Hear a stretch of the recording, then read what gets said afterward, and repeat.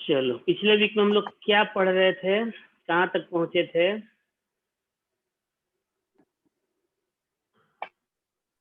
Sir equation तक, chemical equation. Chemical equation. Chemical equation chemical equation बताना था। Okay, तो डिफिनीशन हमारा आगे बता दिए थे, कोई बताएगा?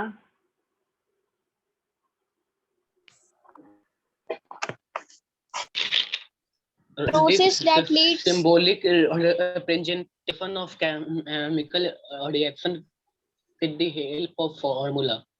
It's called in chemical terms of equation. formula and number of atoms of all the substances involved in it. फिर से रिपीट कर रहे हैं, आप लोग नोट भी कर लोगे लोग। The shorthand representation, the shorthand represent। Copy pen कितने लोग लेके बैठे हैं पढ़ने के लिए? 10% भी नहीं होंगे। भी बैठे हैं सर, हम भी बैठे हैं। ओके सर, हम भी। हाँ, तो हम लिखवा रहे हैं, लिखिए आप लोग। सब कोई रेडी हो गए लिखने के लिए? Yes sir. ओके, लिखिए। The short hand representation, the shorthand representation of a chemical reaction, the shorthand representation of a chemical reaction in terms of the chemical formula, in terms of the chemical formula।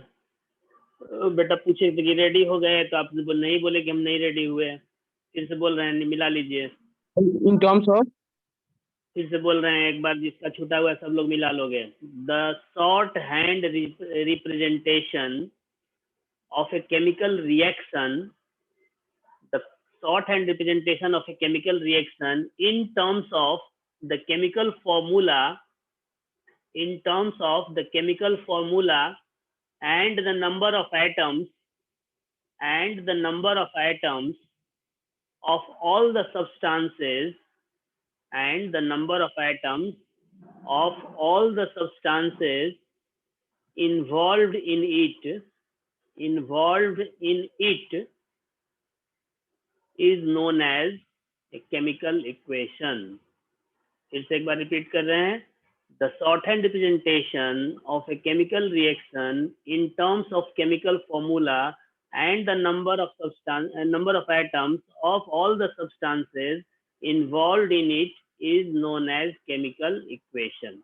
ठीक है, इसके बारे में हम लोग discuss कर चुके थे कि केमिकल इक्वेशन में एक रिएक्टेंट और प्रोडक्ट का फॉर्मूला तो होगा ही होगा। जैसे आपको यहाँ पे दिख रहा है, ये रिएक्टेंट का फॉर्मूला हो गया, रिएक्टेंट जितने हैं उनका फॉर्मूला हो गया, और ये जो प्रोडक्ट्स हैं उनका फॉर्मूला हो गया। और उसके बीच में एक सेपरेटर यूज करते हैं, दैट इज एरो साइन। ये एरो साइन बताता है कि रिएक्शन किधर से स्टार्ट होके किधर की ओर एंड हो रहा है। जिधर इस एरो का टेल होगा यानी उधर से रिएक्शन स्टार्ट हो रहा है, और जिधर इस एरो का हेड होगा यानी कि उधर की ओर रिएक्शन एंड हो रहा है। यानी कि टेल के साइड में हम लोग रिएक्टेंट्स को लिखेंगे और हेड के साइड में प्रोडक्ट्स को लिखेंगे।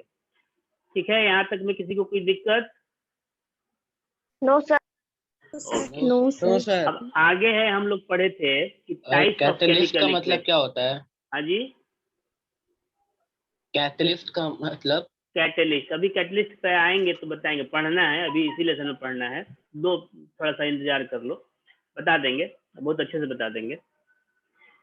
तो आपको अब केमिकल इक्वेशन मेनली दो टाइप के होते हैं, एक हो गया बैलेंस्ड केमिकल इक्वेशन और एक हो गया अनबैलेंस्ड केमिकल इक्वेशन।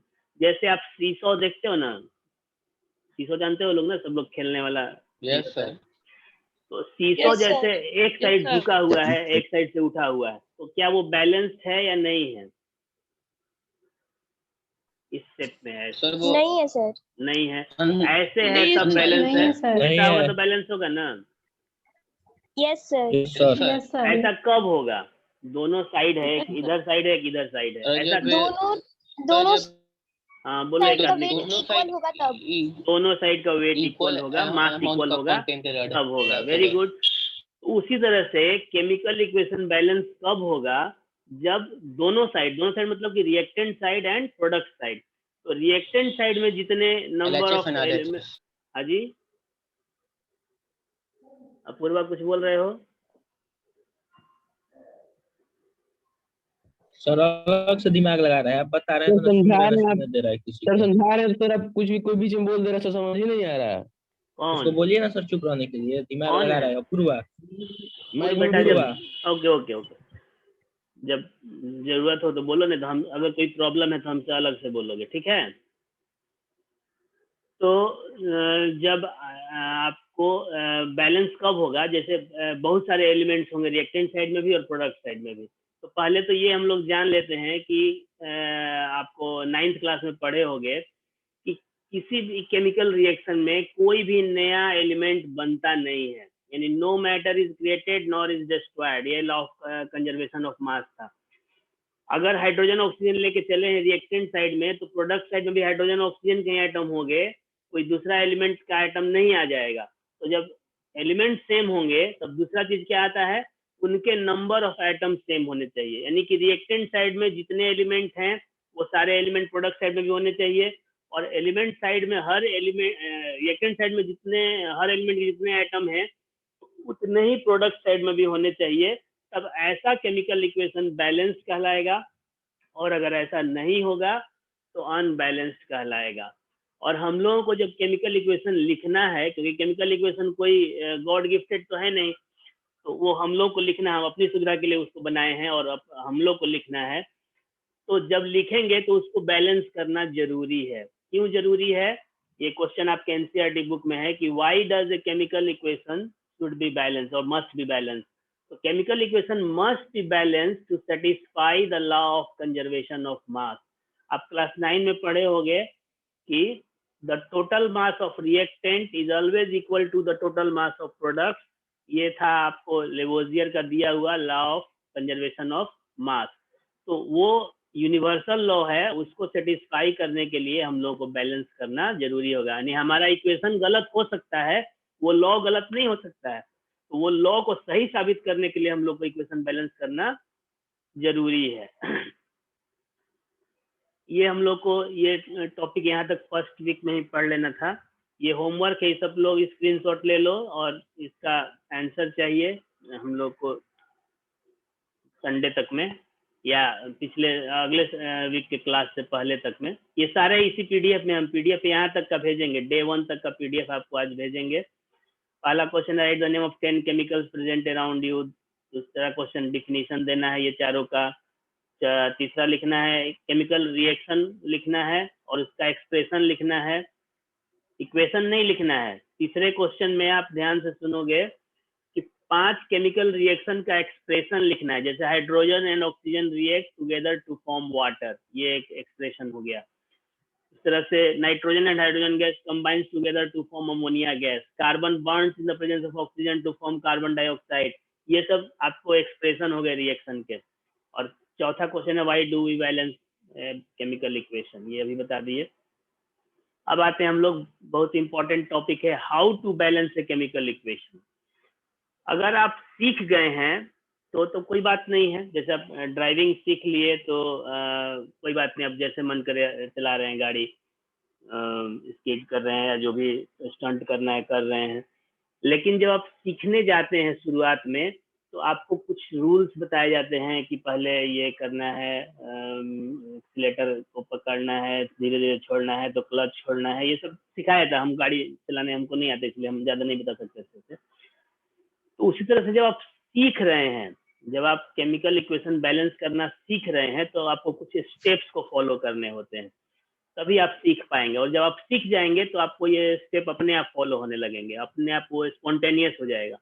तो पहला स्टेप क्या है, जैसे आपको कोई केमिकल इक्वेशन का स्टेटमेंट लिखा गया कि magnesium reacts with hydrochloric acid to form magnesium chloride and hydrogen gas. क्या स्टेटमेंट बोले हम? एनीबॉडी?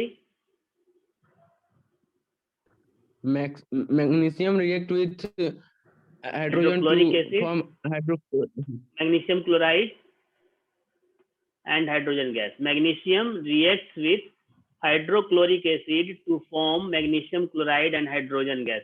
तो सबसे पहले इस स्टेटमेंट में से आपको आइडेंटिफाई करना है कि रिएक्टेंट क्या है और प्रोडक्ट क्या है। तो फर्स्ट पार्ट हमारे स्टेटमेंट का याद करिए। तो magnesium reacts with hydrochloric acid, यानी कि मैग्नीशियम और हाइड्रोक्लोरिक एसिड आपस में रिएक्ट करते हैं, तो ये हो गए रिएक्टेंट। टू फॉर्म के बाद जो आएगा वो सारे प्रोडक्ट होंगे। तो to form what, magnesium chloride and hydrogen gas. तो आप आइडेंटिफाई कर लिए कि हमारा रिएक्टेंट क्या है, मैग्नीशियम और हाइड्रोक्लोरिक एसिड, और प्रोडक्ट क्या है, magnesium chloride and hydrogen gas. तो सबसे पहले आपको उसको वर्ड के फॉर्म में लिख लेना है। जैसे आपको फर्स्ट स्टेप लिखा है कि right the word equation. Word equation का मतलब जो भी आपको केमिकल्स हैं रिएक्टेंट साइड में उनका नाम लिखना है वर्ड्स में, और जो भी केमिकल्स हैं प्रोडक्ट साइड में उनका भी नाम लिखना है वर्ड्स में। तो फर्स्ट स्टेप में किसी को कोई कंफ्यूजन नहीं होगा। अब आते हैं सेकेंड स्टेप। सेकेंड स्टेप में क्या है, अब उस वर्ड इक्वेशन का जो भी आपको रिएक्टेंट्स और प्रोडक्ट्स हैं उनका केमिकल फॉर्मूला लिखिए। तो मैग्नीशियम का फॉर्मूला क्या होता है, Mg. Mg लिख दिया गया। और हाइड्रोक्लोरिक एसिड का फॉर्मूला क्या है, Cl. यहाँ पे L थोड़ा छोटा दिख रहा है, HCl. हम इसको बड़ा लिख देते हैं, L हो गया। और प्रोडक्ट साइड में आते हैं तो मैग्नीशियम क्लोराइड का फॉर्मूला क्या होगा, MgCl2. MgCl2। ये आप लोगों को क्लास 9 में पढ़ाया गया है कि कैसे केमिकल फॉर्मूला बनाना है। अगर नहीं आएगा तो फिर हम समझा देंगे। और हाइड्रोजन गैस का फॉर्मूला हो गया H2। तो आपने सेकेंड स्टेप भी सक्सेसफुली क्लियर कर लिया, फॉर्मूला लिख दिया। हाइड्रोजन गैस फॉर्म्ड हुआ, हाइड्रोजन का H2 होगा। हाइड्रोजन एक डाई एटॉमिक गैस है, तो इसको H2 गैस के फॉर्म में जब होगा मॉलिक्यूलर फॉर्म में तो H2 ही लिखाएगा। अब आते हैं एक स्टेप 3 में। ये एक्चुअली स्टेप 3 नहीं है, ये प्रिकॉशन है। इसमें लिखा है कि do not change the subscript of any element. Subscript क्या होता है, किसी एलिमेंट के बाद, जैसे ये Mg एक एलिमेंट है, हाइड्रोजन एक एलिमेंट है, क्लोरीन एक एलिमेंट है, तो उसके बाद जो डिजिट लिखा होता है, जैसे Cl के बाद यहाँ पे 2 दिख रहा है, हाइड्रोजन के बाद यहाँ पे 2 दिख रहा है, दिस इज कॉल्ड सबस्क्रिप्ट। जब आप कंप्यूटर पढ़ते होगे MS वर्ड, तो उसमें सबस्क्रिप्ट और सुपरस्क्रिप्ट 2 ऑप्शन होते हैं फॉर्मेट में, फॉन्ट में। तो आपको जो पावर में लिखा था x², तो x के ऊपर 2 लिखते हैं, दैट इज कॉल्ड सुपरस्क्रिप्ट। और जो नीचे में लिखते हैं, जैसे H2O लिखना है तो 2 थोड़ा सा नीचे करके लिखा जाता है, उसको बोलते हैं सबस्क्रिप्ट। तो वो सबस्क्रिप्ट को किसी हाल में चेंज नहीं कर सकते। बैलेंस करने के लिए हम लोग सबस्क्रिप्ट को चेंज नहीं कर सकते। तो यहाँ पे हम लोग आराम से यहाँ पे 2 लिख देते हैं, यहाँ पे भी 2 लिख देते, तो हो जाता काम। लेकिन ऐसा नहीं करना है, सबस्क्रिप्ट को चेंज नहीं करना है। अब एक हम लोग टेबल बनाएंगे जिसको कि ड्राई रन बोलते हैं। तो टेबल बनाने के बाद इसमें 3 कॉलम होगा। पहला एलिमेंट, दूसरा होगा number of atoms of reactant side, और तीसरा होगा number of atoms in product side. तो हमारे पास 3 एलिमेंट हैं इस दिए हुए एग्जांपल में। पहला मैग्नीशियम है, दूसरा हाइड्रोजन है, तीसरा क्लोरीन है। अब हम लोग को क्या करना है कि लिखना है, आपको देखना है कि मैग्नीशियम का रिएक्टेंट साइड में कितना एटम है। अगर किसी एलिमेंट के सिंबल के बगल में, यानी राइट साइड में कोई भी डिजिट नहीं लिखा है, राइट साइड हो या लेफ्ट साइड हो, कोई भी डिजिट नहीं लिखा है, तो यानी कि उसका नंबर ऑफ एटम कितना होगा, 1 तो मैग्नीशियम का कितना एटम हुआ इधर रिएक्टेंट साइड में, 1। ओके, हाइड्रोजन का 1। ओके, क्लोरीन का भी 1। अब आते हैं प्रोडक्ट साइड में। प्रोडक्ट साइड में मैग्नीशियम कितना, 1 हाइड्रोजन कितना, 2. 2, और क्लोरीन कितना, 2. अब इस टेबल से हमको ये क्लियर हो गया कि ये इक्वेशन बैलेंस नहीं है। तो बैलेंस करने के लिए अब क्या करेंगे, जिसको सबसे आसानी से, संकल्प माइक ऑफ करो, जिसको हम लोग सबसे आसानी से इक्वल कर सकते हैं उसको, उससे लेके स्टार्ट करेंगे। तो ये तो बहुत सिंपल इक्वेशन है, इसमें तो आसानी से पता चलेगा कौन सा हम लोग लेके स्टार्ट करें। तो अच्छा, एक चीज और बता दें, सब्सक्रिप्ट चेंज नहीं कर सकते, तो बीच में कोई नंबर भी इंसर्ट नहीं कर सकते।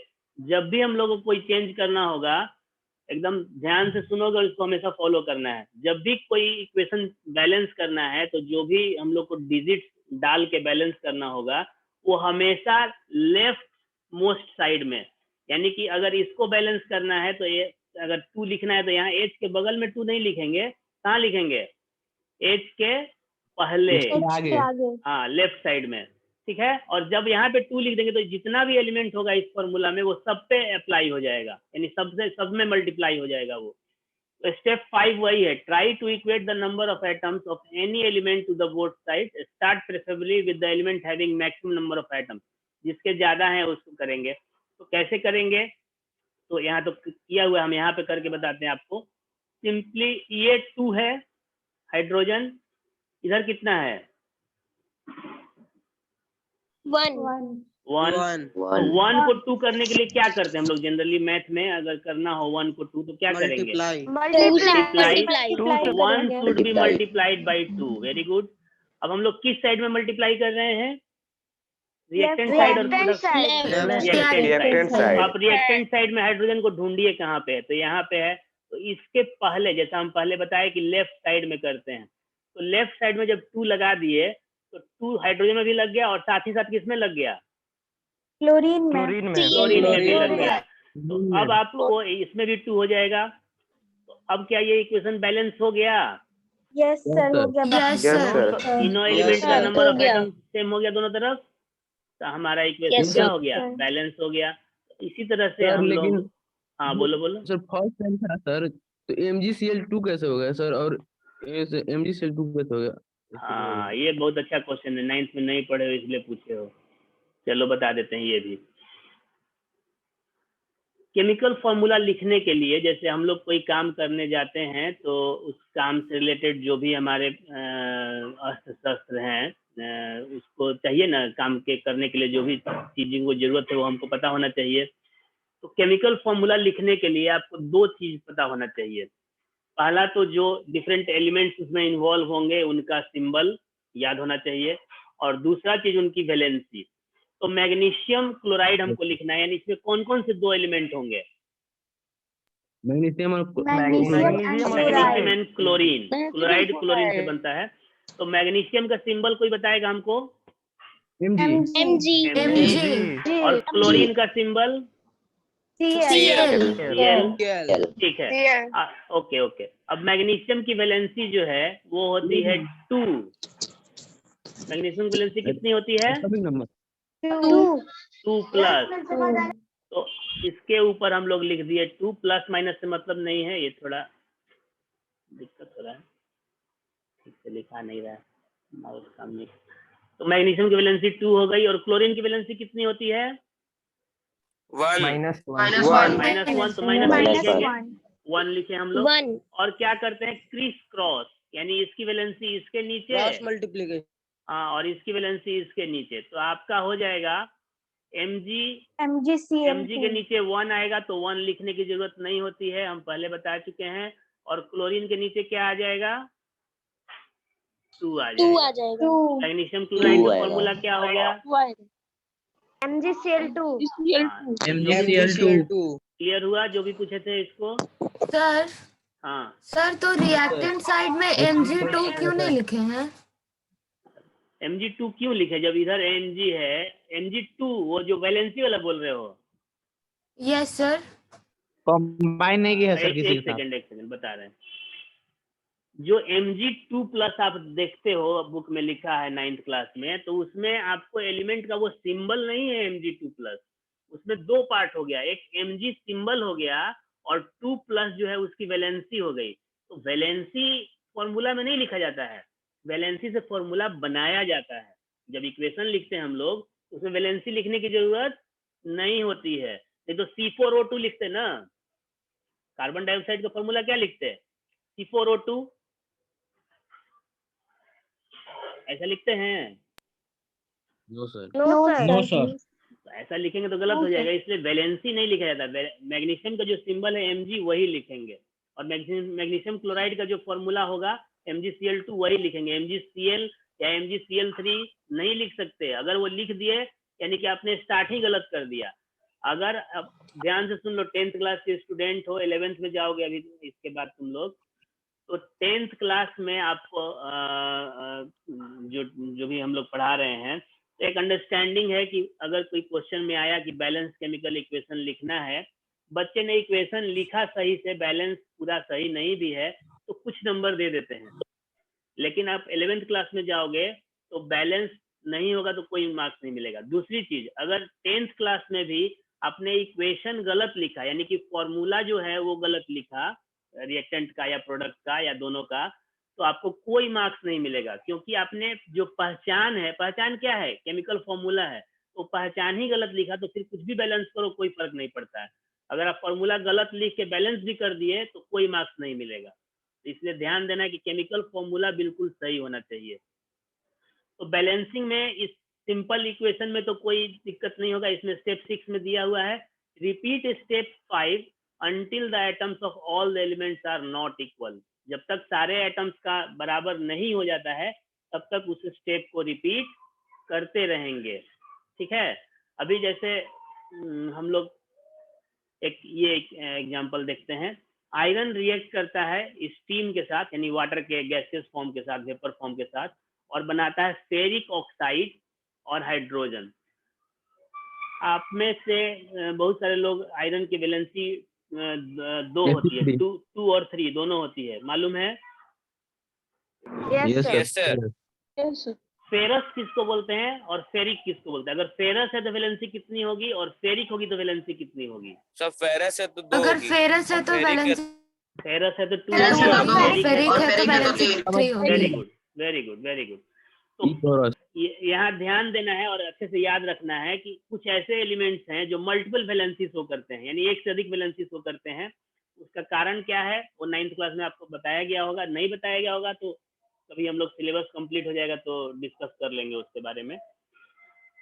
तो आयरन की वैलेंसी 2 भी होती है और 3 भी होती है। अगर वैलेंसी 2 है तो जो कंपाउंड बनेगा उसका नाम में फेरस लगा होगा। अगर वैलेंसी 3 है तो जो कंपाउंड बनेगा उसके नाम में फेरिक होगा।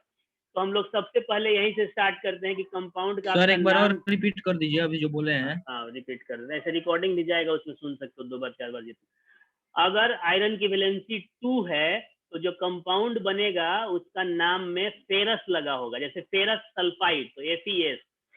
अगर आयरन की वैलेंसी 3 है तो उसमें जो कंपाउंड का नेम होगा उसमें फेरस नहीं होगा बल्कि फेरिक होगा। तो फेरिक फॉर 3 वैलेंसी और फेरस फॉर 2 वैलेंसी।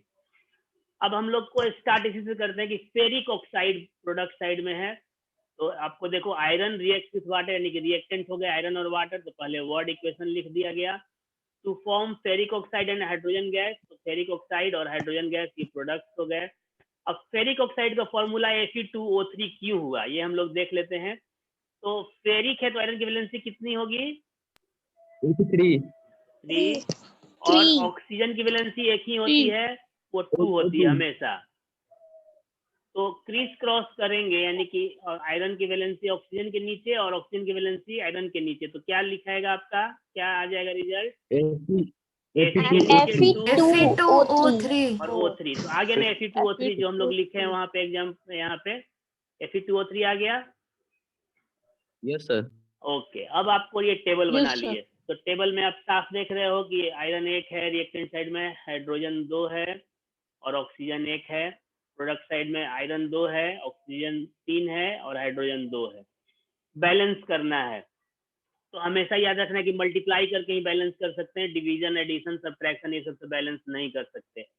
तो सबसे पहले हम लोग क्या करेंगे, ऑक्सीजन को बैलेंस करेंगे। तो ऑक्सीजन को बैलेंस करने के लिए क्या करना होगा, रिएक्टेंट साइड में 3 से मल्टीप्लाई। ओके 3 से मल्टीप्लाई करेंगे। तो जहाँ पे आपका ऑक्सीजन है क्या यहाँ बीच में 3 से मल्टीप्लाई कर दें? No sir. शुरू में No, करेंगे sir. तो सबसे शुरू में कर दिए। तो जब सबसे शुरू में कर दिए तो ऑक्सीजन तो 3 हो गया, लेकिन साथ ही साथ हाइड्रोजन में भी 3 से मल्टीप्लाई हो गया। तो आप देखो यहाँ पे 6 हो गया है, हाइड्रोजन 6 हो गया सर। हाँ ओके ओके, हाइड्रोजन 6 हो गया। अब आपका अब दूसरा काम हो गया, आपका हाइड्रोजन को बैलेंस करना है। तो हाइड्रोजन को बैलेंस करने के लिए क्या करेंगे, मल्टीप्लाई कर दिए 2 में 3 से, यानी कि product side, okay okay, product side में जहाँ पे हाइड्रोजन है वहां पे 3 से मल्टीप्लाई कर दिए। तो आपका 2 काम तो हो गया, ऑक्सीजन बैलेंस हो गया और हाइड्रोजन बैलेंस हो गया। अब क्या अनबैलेंस रह गया, Fe सर। आयरन। आयरन इधर प्रोडक्ट साइड में 2 है और इधर 1 है, तो इधर क्या करेंगे, 2 से मल्टीप्लाई। 2 से 2 से मल्टीप्लाई। मल्टीप्लाई करेंगे रिएक्टेंट साइड में। Very good. लगा देंगे। तो आपका क्या आ गया, 2Fe + 3H2O that is equal to Fe2O3 plus 3H2, यही आया ना, 2Fe plus 3H2O, Fe2O3 plus 3H2O। हम लोग नेक्स्ट स्लाइड में देखते हैं कि ये सही आया है कि नहीं। आ गया यही जो हम लोग वहां पे लिखे थे, 2Fe plus 3H2O, Fe2O3 plus 3H2 आ रहा है ना। Yes sir. किसी को कोई सर कंफ्यूजन?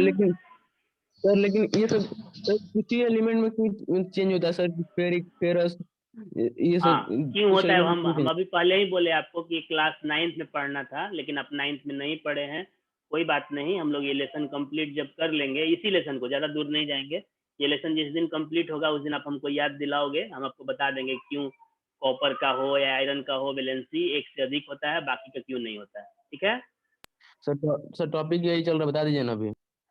इसमें आपको पढ़ाना पड़ेगा, ये 2 लाइन का नहीं है कि बता देंगे आपको, जैसे 9th क्लास में इलेक्ट्रॉनिक कॉन्फ़िगरेशन पढ़ाया गया होगा 2882 इस तरह से, तो आपको उसमें सबसेल के फॉर्म में पहले हमको इलेक्ट्रॉनिक कॉन्फ़िगरेशन पढ़ाना पड़ेगा, फिर आपको डी सबसेल का लॉ है कि हाफ फील्ड या फुल फील्ड में वो ज्यादा सिमेट्रिक होता है तो ज्यादा स्टेबल होता है, वो बताना पड़ेगा। हो सकता है कि उसके लिए कुछ आपको ऑर्बिटल का कंसेप्ट भी देना पड़ेगा। तो सारे 11th के स्टैंडर्ड के चीज हैं, वो 1 मिनट में नहीं बता सकते हैं, उसमें टाइम वेस्ट हो जाएगा ना। वो हम बताएंगे, जब बोल दिए कि पढ़ाएंगे हम अपने क्लास में, आप पता करोगे कि जितना सिलेबस होता है उससे कुछ अधिक ही पढ़ाते हैं, कुछ एडवांस ही पढ़ाते हैं, उससे कम नहीं पढ़ाते हैं। तो आप इंतजार करो, पढ़ाएंगे, वो बताएंगे, अच्छे से बताएंगे, जैसे याद दिलाओगे हमको सही समय पे। अब आपके लिए असाइनमेंट है, स्क्रीनशॉट ले लीजिए, ये आपको कहीं बाहर का असाइनमेंट नहीं है, एनसीईआरटी बुक का ही असाइनमेंट है, एनसीईआरटी बुक के ही क्वेश्चन है मेन एक्सरसाइज का, इसको करके आपको कल सबमिट करना है। सभी लोग स्क्रीनशॉट लीजिए इसका फटाफट।